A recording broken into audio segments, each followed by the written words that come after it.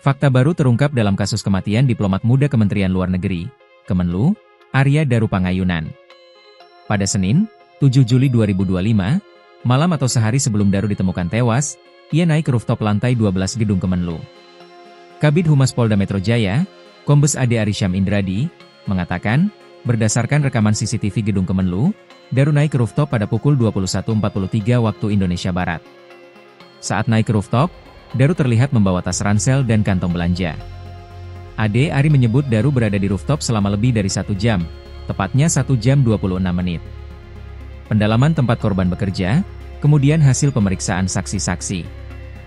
Diduga tanggal 7 Juli 2025, jam 21.43 WIB sampai pukul 23.09 WIB, atau sekitar 1 jam 26 menit diduga korban berada di rooftop lantai 12 gedung Kemenlu, jelas Ade Ari di Mapolda Metro Jaya, Kamis, 24 Juli 2025.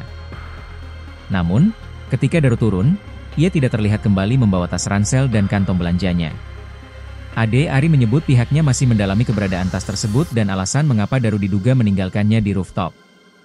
Ia mengatakan pihak kepolisian juga mendalami apa yang dilakukan Daru selama 1 jam 26 menit di rooftop.